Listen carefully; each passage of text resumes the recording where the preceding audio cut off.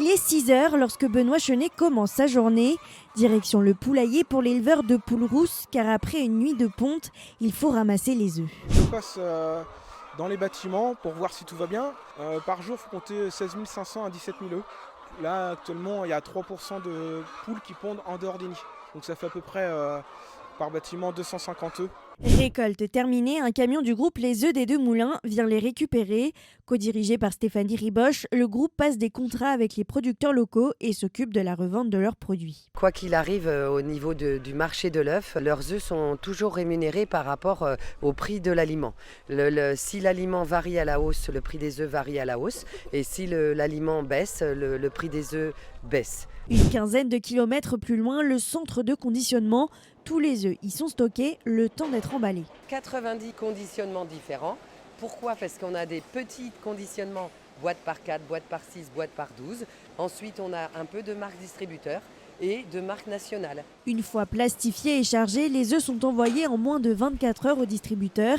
Et pour les œufs cassés, l'agent d'exploitation Mathis Frébeau s'en charge. Celui-là, la membrane n'est pas cassée, donc on peut le mettre en déclassé.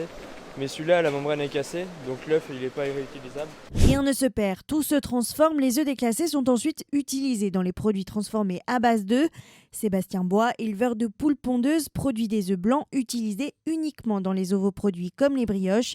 Il s'est reconverti dans la filière cet été sans aucune hésitation. Il y a eu des périodes compliquées, que ce soit dans le lait ou le porc. Au niveau des vaches laitières, il y a la météo qui peut jouer sur les rendements. Donc ça fait beaucoup de choses qui font qu'aujourd'hui, moi, je préférais me lancer dans une production où il y avait plus de sécurité financière. 1,5 million d'euros déboursés pour la construction de son poulailler. Pour sécuriser son emprunt, Sébastien Bois a passé contrat avec le groupe Terrena. Il est impossible de travailler aujourd'hui sur des investissements et des engagements mutuels si on n'est pas main dans la main et partenaire. Pour nous, Sébastien n'est pas un client, mais on est des partenaires. Terrena pèse pour 15% du marché de l'œuf français et multiplie les partenariats.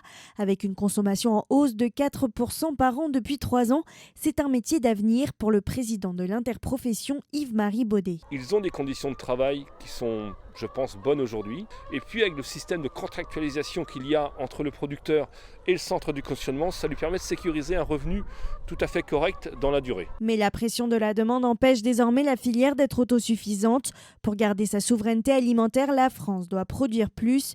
La filière estime que 300 poulaillers supplémentaires sont nécessaires d'ici 5 ans.